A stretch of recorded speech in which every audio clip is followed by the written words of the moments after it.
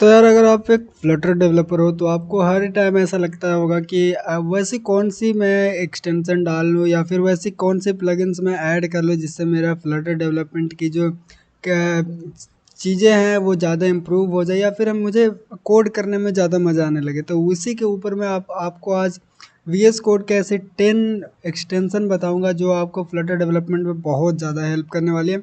और जो 10वां नंबर पे है वो हमारा कुछ सेटिंग्स है जो आपको फ्लटर की कोडिंग करने में बहुत ज़्यादा हेल्प करने वाली है। ठीक है, तो पूरी वीडियो लास्ट तक देखना। 10वां लास्ट वाला जो है वो आपको बहुत ज़्यादा हेल्प करेगा। तो चलो, सबसे पहला अगर एक्सटेंशन की बात करें तो वो हमारे पास खुद फ्लटर की ही एक्सटेंशन है जो हम लोग यूज़ करते हैं।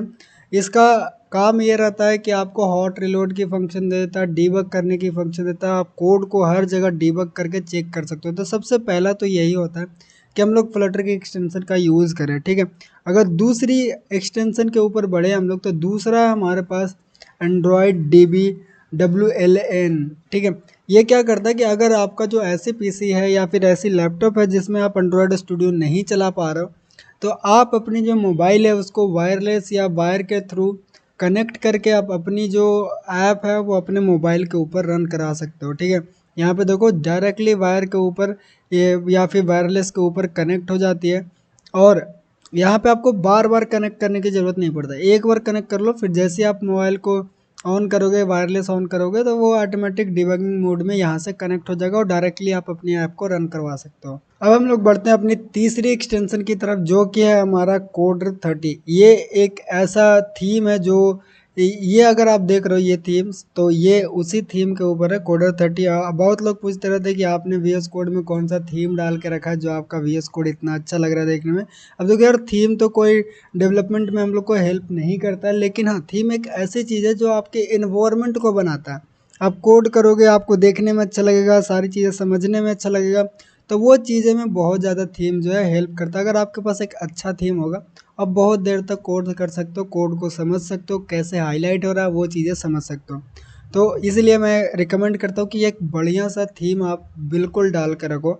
चलो, ये तो हो गया थीम के बाद। अब हम लोग बढ़ते हैं अगली अगली एक्सटेंशन की तरफ। नंबर 4 पे जो हमारे पास एक्सटेंशन है वो है JSON2 डार्ट। अब देखो यार, बहुत प्रोजेक्ट बनाऊँ, सारे प्रोजेक्ट में हम लोग मॉडल्स का यूज ज़रूर करते हैं। अब देखो यार, फ्लटर में ऐसी चीज़ होती है कि मॉडल्स बनाने के लिए आपको जेसन भी लिखना पड़ता है, जेसन से इनकोड करने के लिए भी लिखना पड़ता है, डिकोड करने के लिए भी लिखना पड़ता है। तो वो सारी चीज़ें आप ज़्यादा मतलब खुद से नहीं लिख सकते हो, तो वही चीज़ ये डायरेक्टली आपको जनरेट करके देता है। यहाँ पे लिखा हुआ भी है कन्वर्ट जेसन फ्रॉम क्लिपबोर्ड।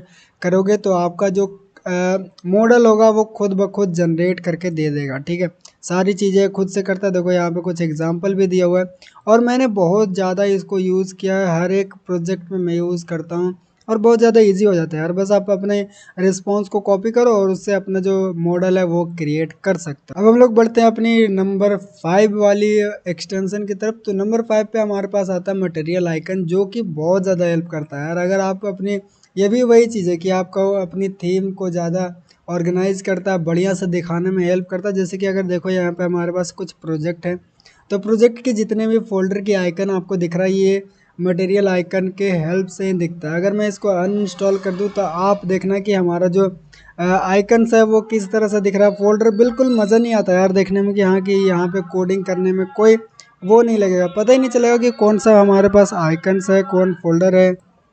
और जैसे ही आप इसको लगा लेते हो तो भाई साहब आप यहाँ पे डायरेक्टली बता सकते हो यार कि फोल्डर कौन है और हमारे पास फाइल कौन है। ठीक है, और जो भी लैंग्वेज में आप कोड करोगे वो लैंग्वेज का यहाँ पे देखो बहुत बड़ा लाइब्रेरी है इसका। आप चाहो तो फ्लटर आइकन भी डाउनलोड कर सकते हो, लेकिन मैं मटेरियल प्रेफर करता हूँ क्योंकि मटेरियल मैं यूज़ करता हूँ, बहुत दिन से मैं यूज़ टू हो गया हूँ। देखो यहाँ पे बहुत सारा फोल्डर है, बहुत सारी चीज़ें, आप इसको यूज़ कर सकते हो, आपको बहुत ज़्यादा बढ़िया लगेगा यूज़ करके।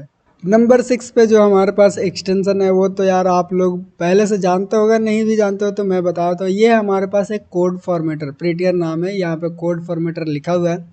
ये बहुत ज़्यादा पॉपुलर है, देख सकते हो कितना ज़्यादा डाउनलोड है एंड बहुत बहुत सारे लोग इसको यूज़ करते हैं। ये सिंपल सा काम करता है कि जब भी आप Ctrl+S दबाओगे यानी अपने कोड को सेव करोगे वैसे ही ऑटोमेटिक ये अपनी कोड को फॉर्मेट कर लेगा। इसका मतलब क्या है कि जो भी कोड जिस लाइन पे होना चाहिए, जैसे ये देखो ये कोड इतना से हटा हुआ है तो आपको बार बार इसको इधर ऑर्गेनाइज करने की ज़रूरत नहीं है। जैसे कंट्रोल एस दबाओगे वो सेव हो जाएगा। जैसे कि मान लो मैंने इसको हटा दिया, कंट्रोल एस दबाया तो देखो हमारा जो कोड है नीचे वाले ब्रैकेट ऊपर चला गया।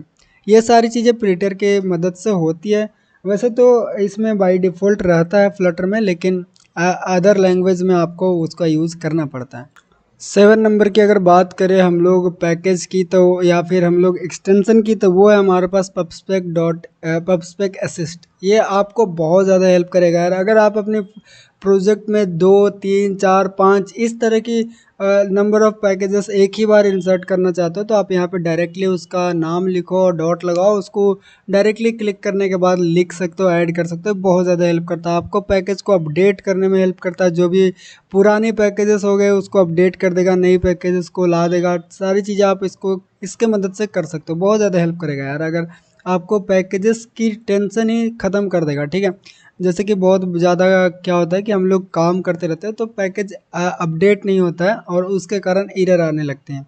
तो ये आपको पैकेज असिस्ट आपको असिस्ट करेगा कि हाँ भाई ये वाली जो पैकेज है वो ओल्ड हो चुकी है, इसको आप अपडेट कर लो। हाँ, तो इस तरह की काम आप पैकेज असिस्ट से कर सकते हो, पबस्पेक असिस्ट, ठीक है, इससे कर सकते हो आप। ओके, तो हमारा 8वां नंबर पे जो हमारे पास एक्सटेंशन है वो हमारे पास है बेटर कमेंट्स। अगर आप अपने कोड्स के अंदर बहुत ज़्यादा कमेंट लिखते हो, बहुत ज़्यादा आप समझाना चाहते हो किसी को कि हाँ भाई मैंने कैसे बनाया कोड, तब आप इसका यूज़ कर सकते हो। आप यहाँ पे देखो, डॉट लगाने के बाद यहाँ पे एस्ट्रिक लगाने के बाद इस तरह की चीज़ें होती है। एक्सक्लेमेशन मार्क लगाने के बाद इस तरह से लिखाएगा, रेड लिखाएगा, ब्लू लिखाएगा।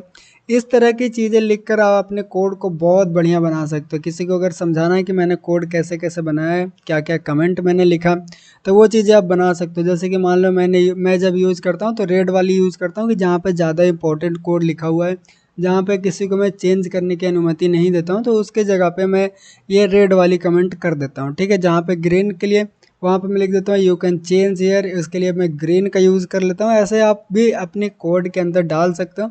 अगर इस चीज़ को आप प्रैक्टिस करोगे तो बढ़िया रहेगा यार, कोड भी आपको ऑर्गेनाइज लगेगा, क्लीन लगेगा, ठीक है।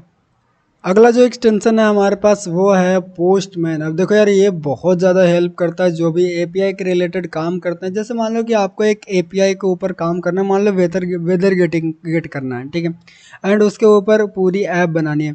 अब आपको एक एपीआई मिला, आप चाहते हो कि भाई ये एपीआई मैं टेस्ट करना चाहता हूँ, तो आपको पूरा ऐप बनाकर फंक्शन लिखना पड़ेगा कि हाँ भाई उसके ऊपर मैं एपीआई कॉल करके चेक करूँगा। लेकिन पोस्टमैन के ऊपर आप आकर डायरेक्ट यहाँ पे न्यू एपीआई रिक्वेस्ट डालो एंड जो भी एपीआई की लिंक है वो यहाँ पे डालो, सेंड करो, आपको बता देगा कि वो एपीआई वर्किंग है या नहीं है, ठीक है। जैसे मैंने एक एपीआई डाला तो यहाँ पे बोल दिया इनवैलिड एपीआई। अगर आपको ये वो एपीआई से डेटा मिलती है तो उसके बाद आप अपने प्रोजेक्ट पे काम करो, और डेटा नहीं मिलता है तो काम करना नहीं स्टार्ट करो। जैसे कि अगर एक एग्जांपल दूँ मैं, तो मुझे जब भी कोई बढ़िया एपीआई मिलता है ना, जैसे मान लो कि मुझे एक ऐसी एपीआई मिला जहाँ पे मैं इमेज को डालकर उसकी पीएनजी जनरेट करवा सकता हूँ, ठीक है। इमेज डाला, पीएनजी जनरेट हो गया, बैकग्राउंड हट गया। अब वो एपीआई वहाँ पे लिखा हुआ डॉक्यूमेंटेशन में कि हाँ ये एपीआई ऐसे ऐसे वर्क करता है। अब मैंने सोचा कि चलो इसके ऊपर अपना प्रोजेक्ट बनाया जाए, तो मैं क्या करूँगा, पूरा यूआई बनाएंगे अपने फ्लटर में, फिर उसका एपीआई कॉल करने का फंक्शन बनाएंगे। अब इतना बनाने में टाइम तो लगता है। उसके बाद जैसे मैंने एपीआई कॉल किया, पता चला कि एपीआई काम ही नहीं कर रहा है, तो वो जो मैंने यूआई बनाया था वो तो बेकार चला गया। अब पता नहीं वैसा एपीआई दूसरा मुझे कब मिलेगा कब नहीं मिलेगा। तो उससे पहले ही हम लोग यहाँ पे आकर टेस्ट कर लेते हैं कि हाँ भाई वो एपीआई एक्चुअल में काम कर रहा है कि नहीं कर रहा है अदर लोकेशन से। एंड उसके बाद अगर हम लोग को कंफर्म हो गया कि काम कर रहा है, उसके बाद हम लोग प्रोजेक्ट बनाना स्टार्ट कर सकते हैं, ठीक है। तो चलो अब कुछ ऐसी सेटिंग्स के बारे में बात करते हैं जो आपको फ्लटर में बहुत ज़्यादा ज़रूरी होती है, आपको करके रखना ही चाहिए। अब फ्लटर में जब भी आप न्यू कोड करोगे ना, तो आपके पास इस तरह की लाइनें आपको नहीं देखने को मिलेगी, ठीक है। तो अब इस तरह की लाइन देखने के लिए हम लोग क्या सेटिंग्स करते हैं उसके लिए समझते हैं, ठीक है। सबसे पहले सेटिंग्स में आना, सेटिंग्स पे क्लिक करना।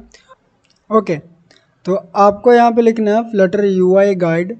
तो यहाँ पे ये चीज़ें आ जाएगी, आपको ये दोनों को ऑन कर लेना है और इससे आपका जो वो वाला लाइंस है वो आपको दिखाने लगेगा। इस तरह की लाइंस आपको दिखाएगा, जैसे ऑन करोगे वैसे नहीं दिखाएगा। आपको एक बार वीएस कोड को बंद करके चालू करना है, उसके बाद ही आपकी लाइंस दिखाएगी। ओके गाइस, तो बस मुझे ये इतना ही सारी चीज़ें बतानी थी। मैंने 9 एक्सटेंशन बताएं और एक ऐसी सेटिंग्स बताई जो आपको फ्लटर डेवलपमेंट में बहुत ज़्यादा हेल्प करेगा। अगर आपको ये वीडियो अच्छा लगा होगा और ऐसे वीडियो चाहिए तो कमेंट में बता देना, मैं और जो चीज़ें भी जानता हूँ वो इसी तरह से वीडियो बनाकर शेयर कर दूंगा। ठीक है गाइस, तो मिलते हैं अगली वीडियो में, तब तक के लिए बाय बाय।